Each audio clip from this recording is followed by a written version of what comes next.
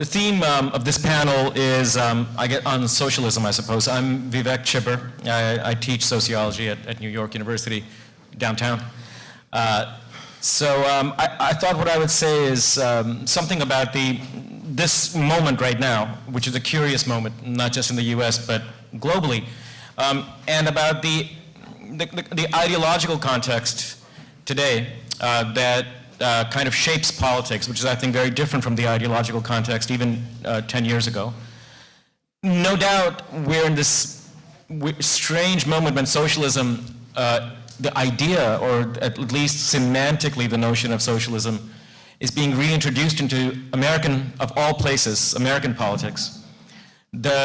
No doubt this has a lot to do with the Sanders campaign and with the events of the past 6 or 8 years, the emergence of social movements, starting with probably the Occupy Wall Street movement, but the trigger to all this, the immediate trigger, I think, was the economic crisis of 2008, which brought into relief the enormous disparities, the inequalities that now shape the American political system. Not entirely surprising that the idea of socialism is on the rise, but what's significant about it, I think, what's worth thinking about, is the situation we're in today. Socialism, we are not simply seeing a rebuilding or a revitalization of existing institutions of socialism. The traditional institutions like trade unions, left-wing parties, socialist parties, communist parties.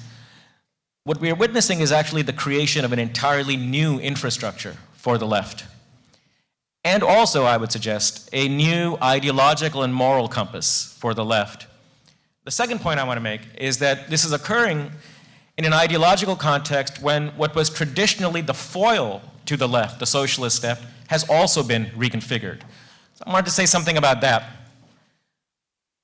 Starting with the first, about my view that what we're seeing is the creation of entirely new institutions of the left. The reason for this is that over the past 25 years or so, not just with the demise of the Soviet Union, but also concurrent with that, with what happened to social democratic parties and social democratic institutions. By 2000, what we had witnessed was, in my view, the winding down and the disintegration of all the political and organizational institutions that the left had built up starting around 1900. It's easy to forget that while there was always a divide within the left between social democrats, socialists, communists, in the 1960s and 70s, in the post-war world, when these divisions really congealed between orthodox communists, social democrats, the spin-offs of the various Leninist traditions, they could all be traced back to the same original point, which was the Second International and the orthodox left that had come about in the wake of Marx's death, out of which came all the various parties and groupings that consolidated themselves in the post-war world. Now, the signal event in the demise of one section of this left, of course, is 1991, by which time the Soviet Union, the Eastern Bloc, had transformed, had now adopted, or at least had initiated a transition to capitalist models. But it's easy to forget that social democracy by that time, as a force that had in some way been an oppositional tendency within capitalism, was also largely dead. In fact, I would say the swan song of social democracy came even earlier than the collapse of communism, which is the Mitterrand government in France. The parties remained, of course, unlike the communist parties, which collapsed very quickly afterwards. The social democratic parties remained in place, but they became absorbed, mainstreamed in a way that had not been the case all the way into the 1970s. So by the time 2000 rolls around, what you have is a situation where the communist parties are largely dead, social democratic parties are largely part of the status quo, and the various tiny offshoots of the Leninist left, Trotskyists, Maoists outside of China, etc., are reduced to such a small size and so marginal that they're virtually insignificant. By the time, therefore, the Occupy Wall Street movement comes around, and by the time in the wake of that, you see Sanders and Corbyn and all these new political figures coming around, what they're doing is not simply revitalizing existing institutions, but they're in a situation where they're waging campaigns largely without any of those institutions around. The US is the most dramatic example of this. where there is no socialist party, there are no trade unions, or at least they account for such a vanishingly small part of the working class now, that they exercise very little social weight. And the political left as such doesn't really have a presence. This is less so in England, but it's still very much the case that they're having to rethink and rebuild institutions that they once were astride, and so too, I think, in the rest of Western Europe. So on the one hand, we've seen the demise of the organizational infrastructure on the left. There's also at the same time been an ideological reconfiguration of the left, in my view. Compared to 100 years ago, the socialist left today, across the board, is much more liberal. That is to say, it's much more respectful of the institutions of a liberal democracy. It's unusual today to find socialists talking about bourgeois rights or rights being a hoax or things like that. It is taken for granted that whatever post-capitalist society, if there is one, there will be, is one that will respect liberal rights, individual rights, and autonomies. And regimes like Maduro's or Cuba's right now are largely under great criticism, even by people who call themselves socialists. It is also the case that socialists are much more respectful of basic institutions of the existing democratic regimes. They understand that the democratic institutions have a lot of legitimacy in the population, and they understand that whatever they're going to build will have to come through a deepening of these institutions, not doing an end run around them. So the left now is it's rebuilding itself both organizationally and, in my view, ideologically. Now, but at the same time, the context in which it's emerging again, I think, is also different, again, ideologically. While in the Cold War, the divide tended to be between socialists and anti-capitalists on the one hand, and what was called liberals on the other, with liberals standing in for some kind of defense of property, defense of the United States' place in the world, a defense of property rights. This is much less the case today, largely because of an ideological transformation within liberalism that's occurred since certainly the mid-70s, perhaps starting a little bit earlier. In what we know to be liberal theory today, it is one in which a respect and a striving for egalitarianism has a much more prominent place than it did any time in the 20th century. Now, philosophically, this is largely under the influence of John Rawls, but it's not just confined to Rawls.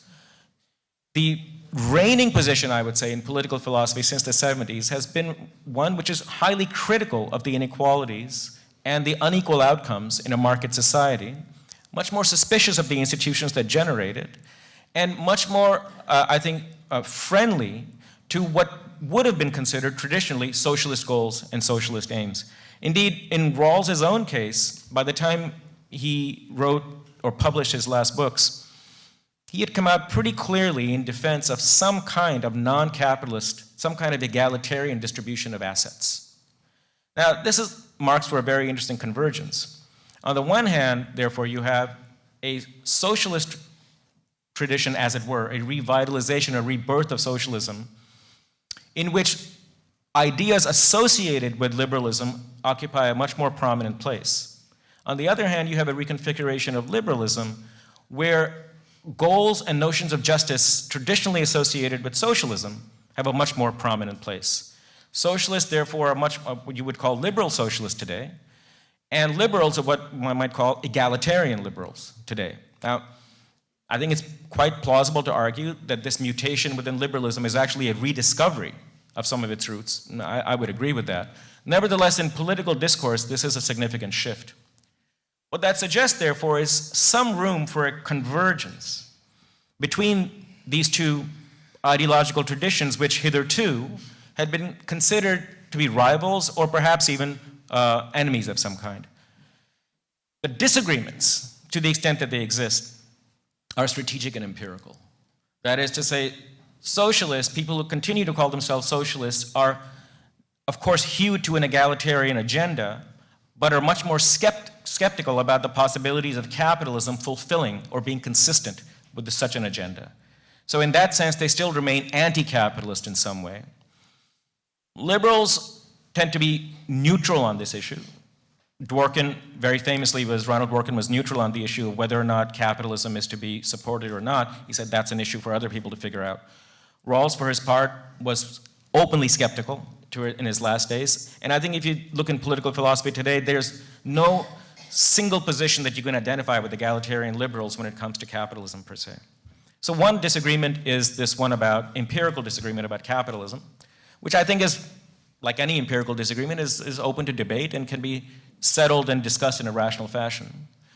The second disagreement is, I suppose, strategic. And in a stark sense, you could think of this as the difference between Elizabeth Warren and a Bernie Sanders, which is that socialists still are of the view that even if there's to be a movement, a tendency, a shift within capitalism towards more egalitarian institutions and inequality-reducing institutions, it's going to have to come through some sort of mass pressure. It's not going to come about simply through political engineering or technical fixes. It requires a political counterweight to the enormous power of money, of the business community and the banking community. So Sanders' insistence that he's not simply going to be the commander-in-chief, but the organizer-in-chief, as he calls it, embodies this view that attaining power by itself, or rather achieving office by itself, is not the same thing as having power. To have political power will require some kind of ballast, some kind of anchor that can act as a counterweight to all the pressures that money and organized money brings onto the political scene. Now, this too, I think, is an empirical question. I mean, we will, if by some chance Sanders wins, or if Warren wins, I think there will be different strategic orientations that they have, and we'll have a natural experiment unfolding before us as to what the space for reforms is within this new oligarchic era that we're in. Well, this suggests an enormous convergence between two dominant ideological traditions. And I kind of sound like Fukuyama here on my end, which is, I guess, an end of ideology and all we have is empirical differences. But I don't think that's true. I think there are still ideological battles out there to be waged, but they're not along the same lines as we did before. And let me lay out what they are. They are ideological differences still within the left and within the mainstream, and they're of the following kind. Certainly within liberalism, it is not the case that the mainstream institutions, political, ideological media of liberalism have now become egalitarian. This is definitely a tendency within liberal philosophy and liberal political theory. But if you take the mainstream media, the New York Times, the Globe, all these newspapers to be emblematic, or the institution conservatives love to hate, NPR, BBC, etc., they still very much embody, in my view, a much more skeptical attitude towards the egalitarianism of the left and the egalitarianism of political philosophy. They are still very much wedded to some sort of defense of the status quo. So there's an internal debate, to my mind, within liberalism. Within the left, there's very much a debate. The left that I've described as being now a more liberal, more open, more democratic left, more cosmopolitan, is by no means the majority. I think, in fact, the minority within the left. What calls itself the left, which is mainly writers, intellectuals, academics, there's no real left outside of this right now, is by and large, I would say, overtaken by a tribal mentality of some kind. It is anti-universalist. It is deeply imbued with the hostility towards traditional institutions, cosmopolitan liberal institutions.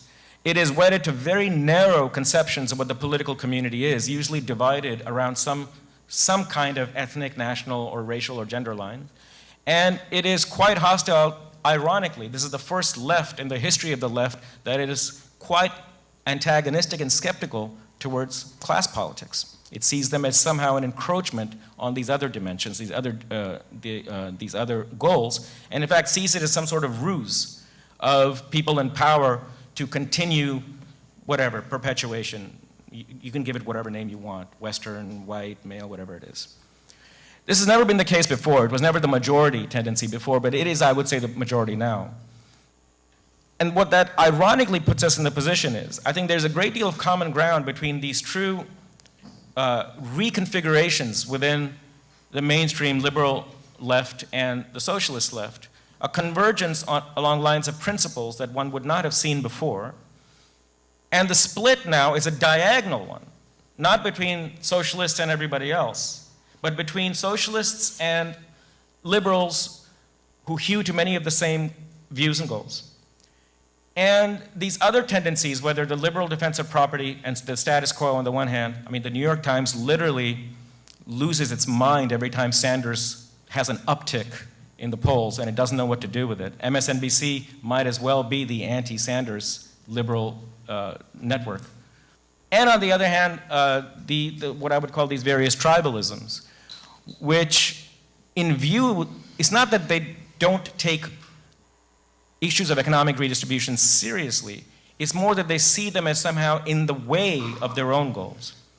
So the idea that any humane and just society is going to have a substantial push towards egalitarianism is now something that, in my view, defines the fault lines in the political debates.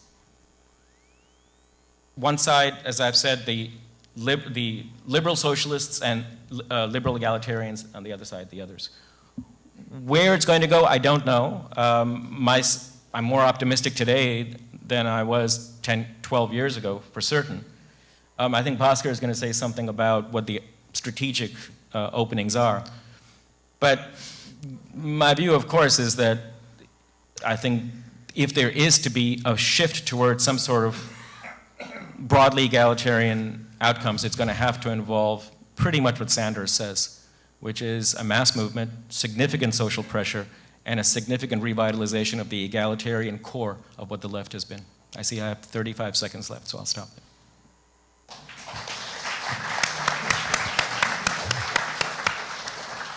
Well, to introduce myself, I'm the editor and publisher of Jacobin magazine, a popular socialist magazine. I'm the publisher of Catalyst, a scholarly journal that Vivek edits. So in my brief remarks, I want to synthesize a bunch of history, and luckily there's no Q&A, so I could beat a hasty exit afterwards and avoid any questions or confrontations with my errors. But what I want to do is three things. One is to reintegrate social democracy into the socialist tradition, explain the left's historic critique of post-war social democracy, situate Bernie Sanders and especially UK Labour Party leader Jeremy Corbyn in the tradition of social democracy, but then explain why this new form of social democracy that they represent, what I call class struggle social democracy, resolves fundamentally and makes invalid the left's traditional critique of social democracy, and pose that the road to any socialism after capitalism, if such a socialism is possible, is one that runs through and not counter to through social democracy or class struggle social democracy. So to begin with, it's worth remembering that all wings of the left, from what became communism to what became the most tepid of social democracy, had common origins in the mass parties of the workers' parties of the Second International. You know, these parties were forged out of a simple premise, that the emergence and development of capitalism, and the industrial capitalism in the 19th century, gave birth to a class that had distinct interests. And this class of laborers, the working class, was a class that had to express its interests collectively. And on the shop floor, that meant that in the way that an artisan could exert power as an individual on the basis of its skill, an unskilled worker could not and would have to form a trade union to bargain collectively with its fellows.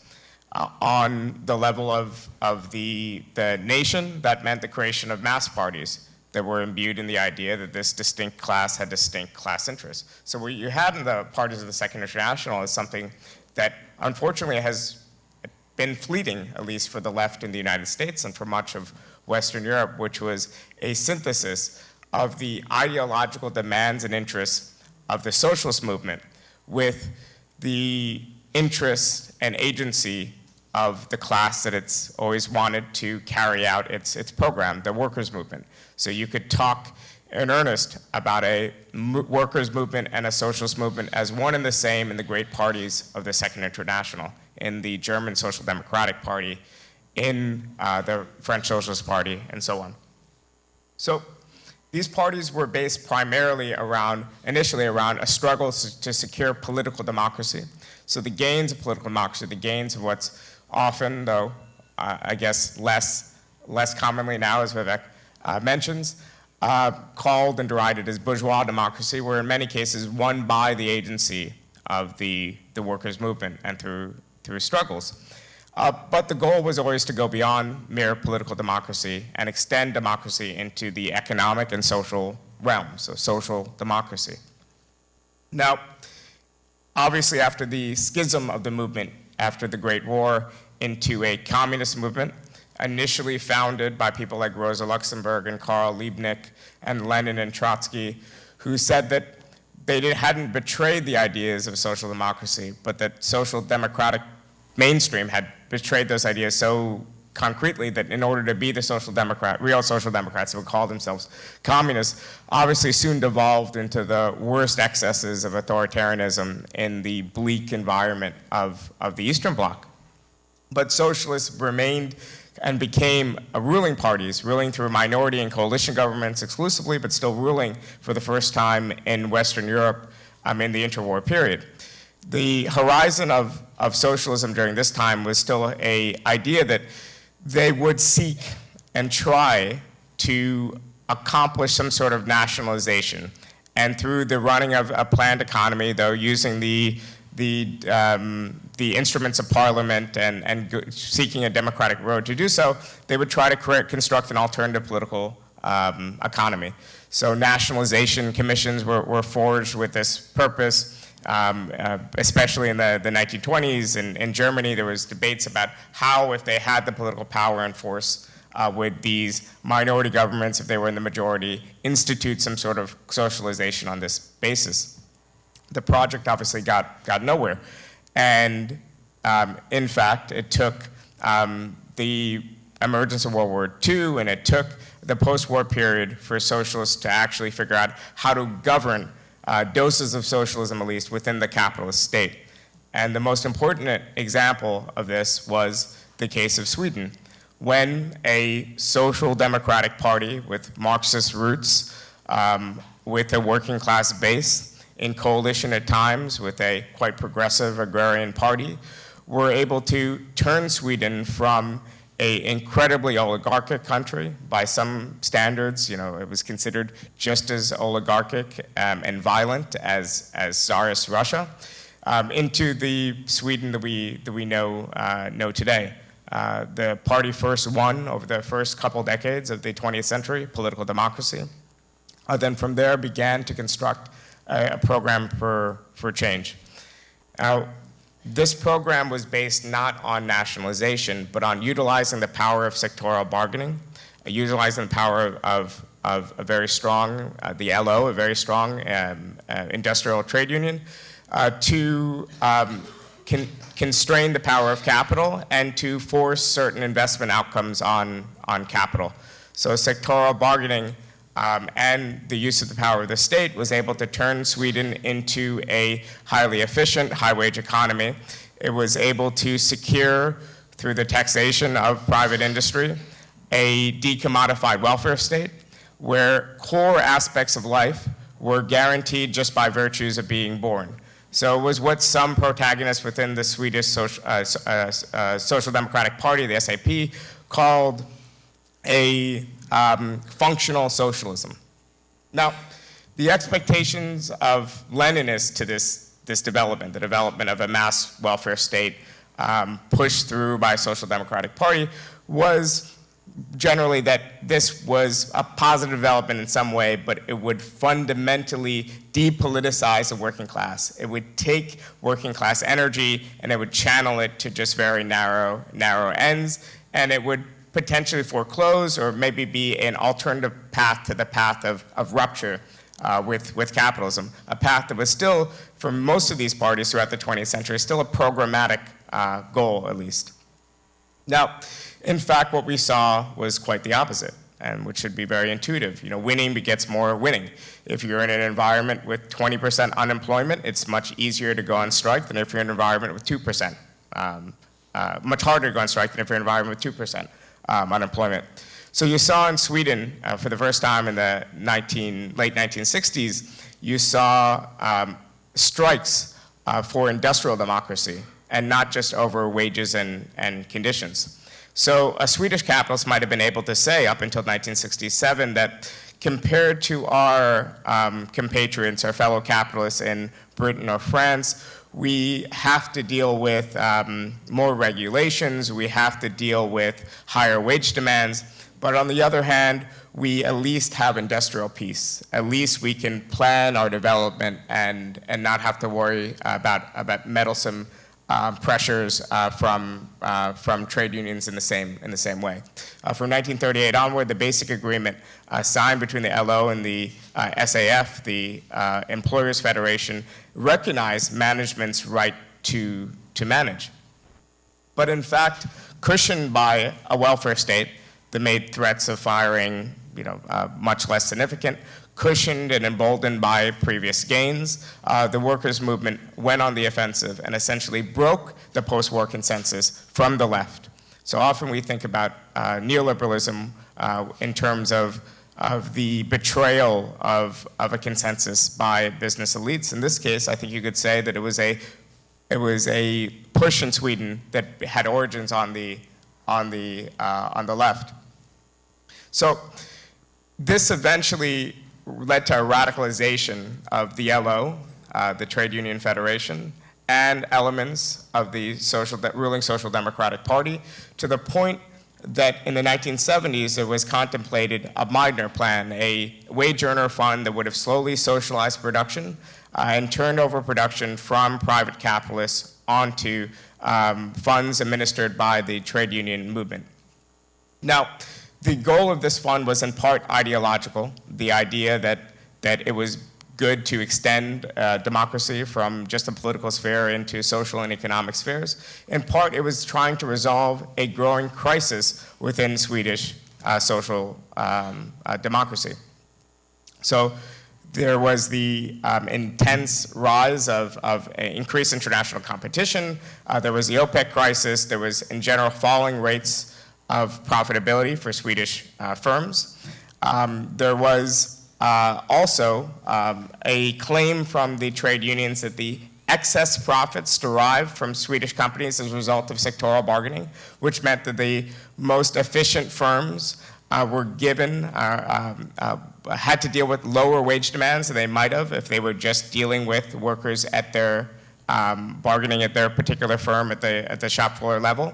Was these excess profits were not being reinvested into the economy, but rather capital was withholding profits and keeping these profits to wait until the business environment changed, until there was a better opportunity to invest and make profits.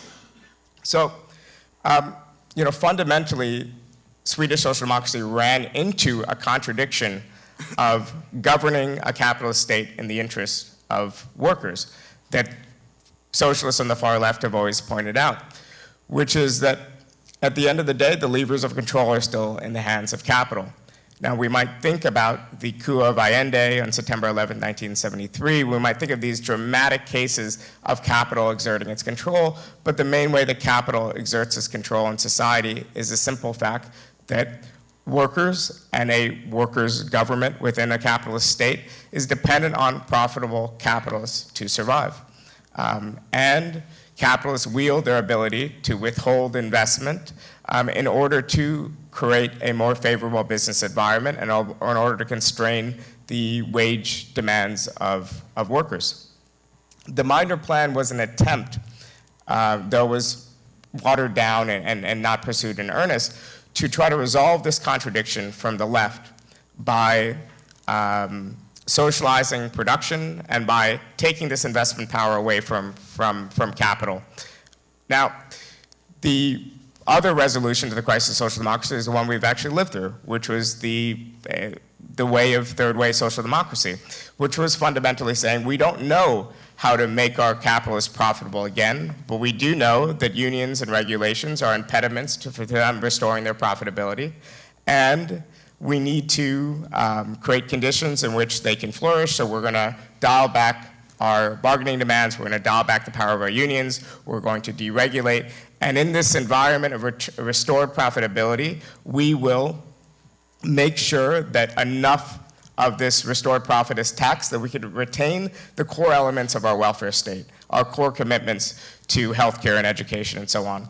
And to a large extent, this gambit of third way social democracy has worked. It's worked, however, by undermining the social base that's gotten these parties elected.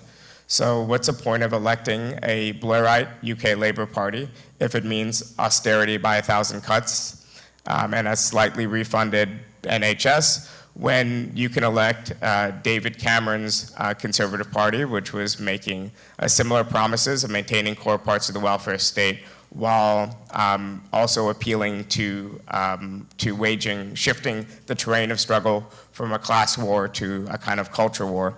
Now, I think we've seen in the return of Corbyn and the Labour left to power, I think we've seen in the rise of Bernie Sanders an alternative route for a restored social democracy, which is a social democracy that goes back to the core premises of the movement, which is saying, in essence, to people that you're working hard and you deserve more, and the reason why you don't have enough isn't minorities, it isn't immigrants, it's millionaires and billionaires. It's this elite that's taking from you. It's in other words, class polarization that has the power, potentially, to return hollowed out parties of the working class to the class that it claims to represent. And I think it's a powerful anecdote to right-wing populism. Now, fundamentally, the left today is still completely detached from a working class base. You could say that the core program of a Sandersism and a Corbynism is widely popular as a set of ideas, but we've yet to construct a narrative and connect with the subject between election cycles. So, in other words, even though a Sanders narrative might win in a general election, and I think it would, can it win in a hollowed-out Democratic Party that working-class people have long since left, not necessarily for the Republican Party, but more often just into kind of apathy and thinking that the political parties aren't serving either of them? But can it win in a party that is dominated overwhelmingly by the professional middle class? And I think that's a real challenge, and it's very unclear. Can Labor keep together a coalition of northern workers that are still traditional, strong, class-based labor voters, but voted in districts or live in districts that were overwhelmingly leave districts, while also winning over younger, more cosmopolitan southern voters? So there's these tensions within these parties that make it seem to me doubtful that there's immediate electoral success on the horizon, despite the fact that I think the program of a renewed social democracy is quite popular and does have majoritarian support today. But fundamentally, if our goal is socialism, in the classic sense of worker control, of the means of production, and all the old hopes that many were willing to cast aside as illusions a couple decades ago, we have to think that the road lies to some sort of resuscitation of a class struggle social democracy. Now, if you can't put something like Medicare for all on the horizon, I mean, I think it's kind of ridiculous to be talking about worker ownership of the means of production. But if you can build the class forces to win Medicare for all, to win public education, to win childcare, to win all these other core and basic and popular demands, I think the logic of this struggle and the logic of these decommodifications will lead to a place that will embolden people to ask for more and to push even further against the prerogatives of capital.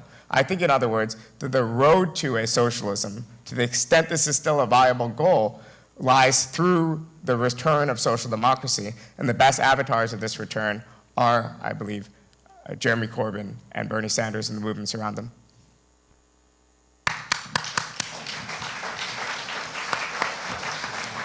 So I'm Doug Holtz-Eakin. I run a think tank, which is to say an over 21 daycare center in Washington. And when I got my invitation to join this panel, I assumed it was a clerical error.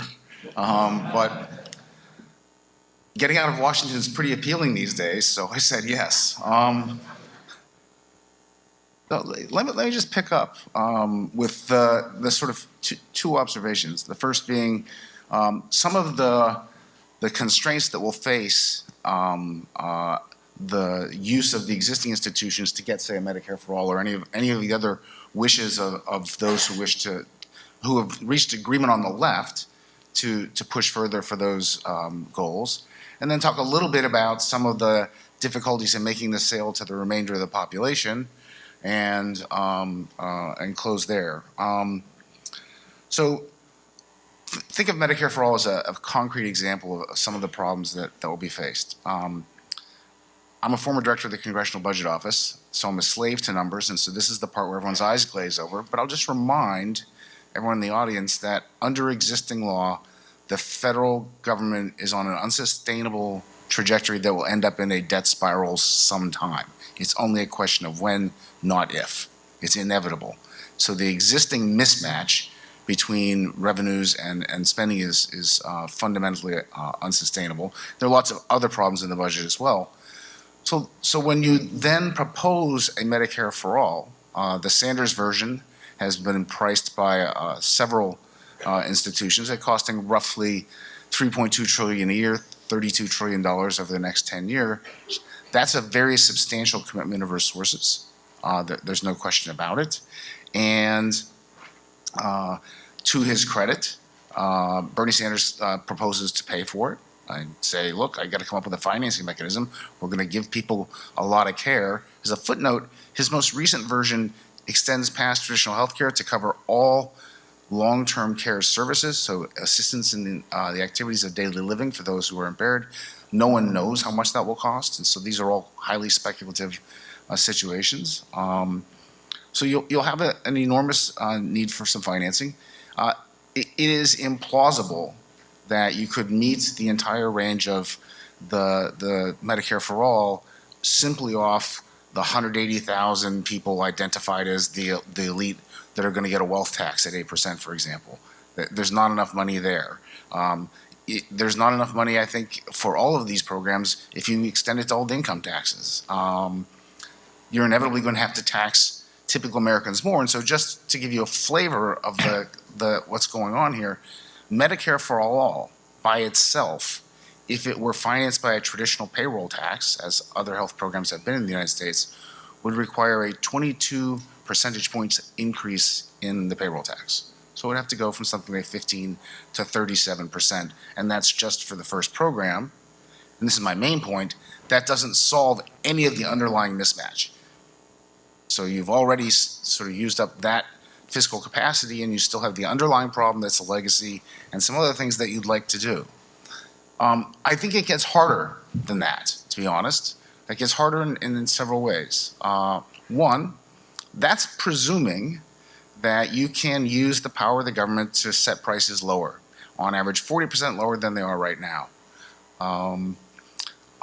That's roughly Medicare reimbursement rates.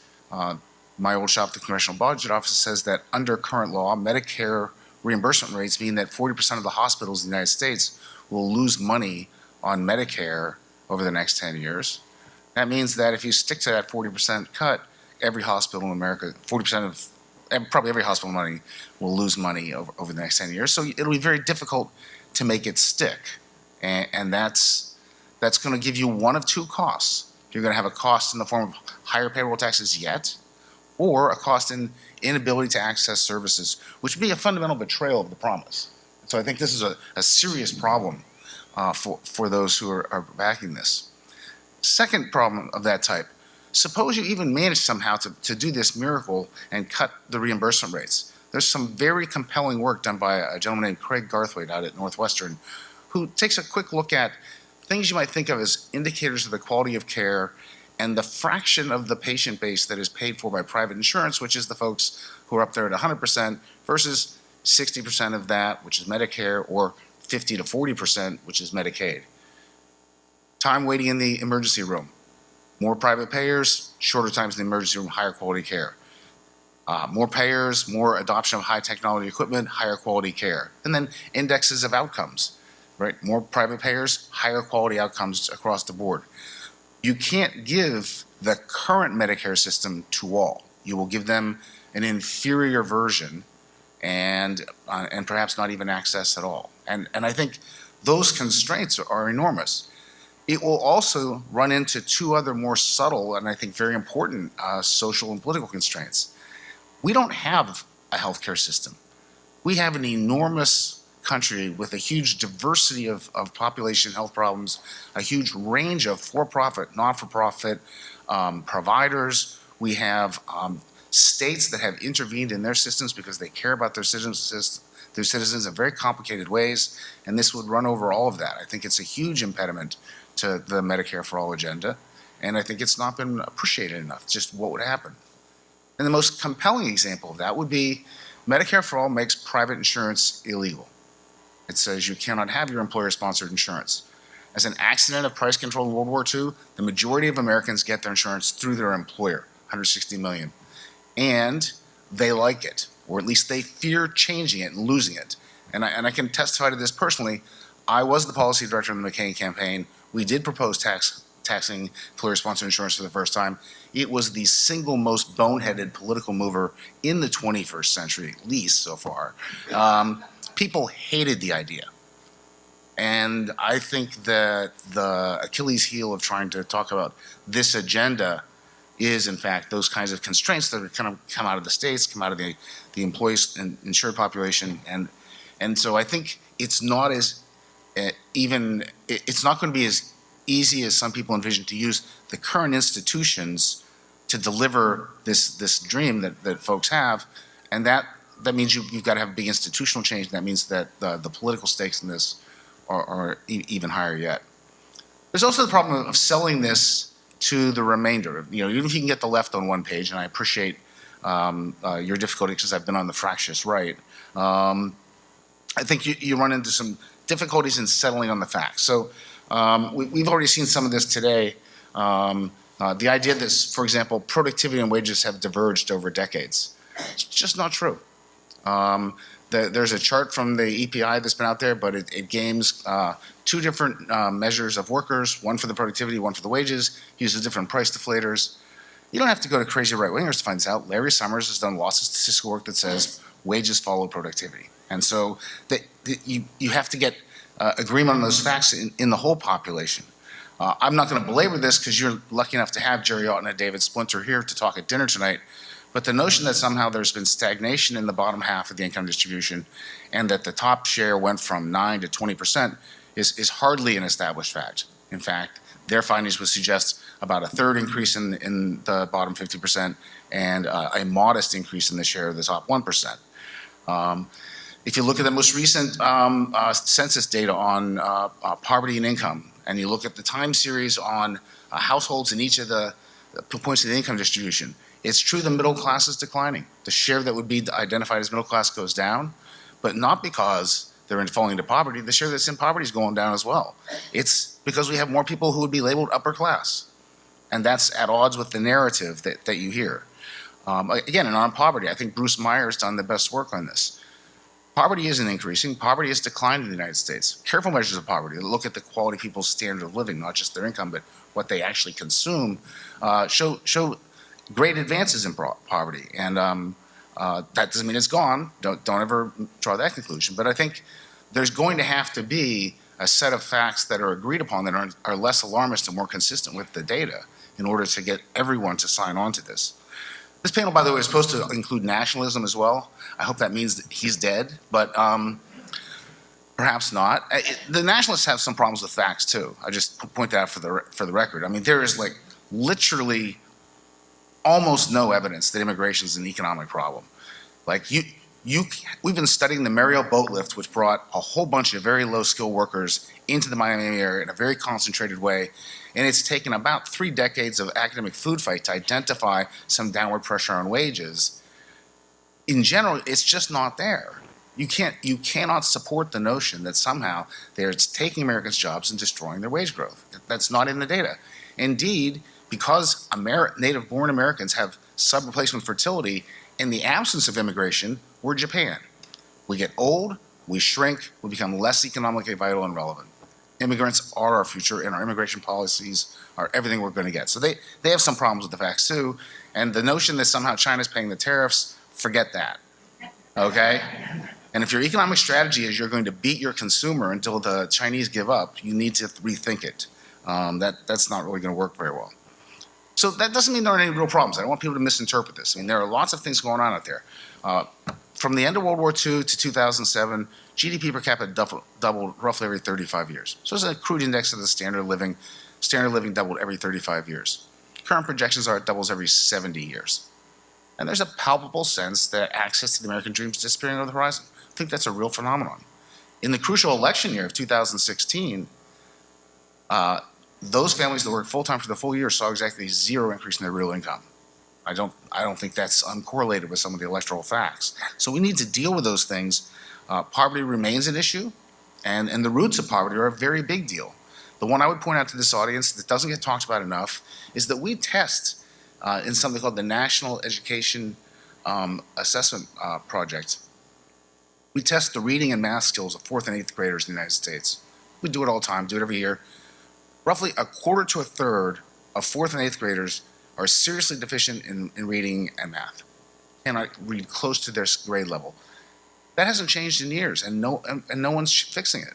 That's a quarter to a third of future Americans who are left literally behind in every sense of that word, and I think that's unacceptable. So I want to concur with the notion that we stand at an important moment. We have very important problems that need to be addressed, but I think that the notion that somehow the Sanders campaign, Warren campaign, that route is built on a set of widely accepted facts, I dispute, and it's operating currently in a budgetary fantasy land, and both of those things are going to have to change.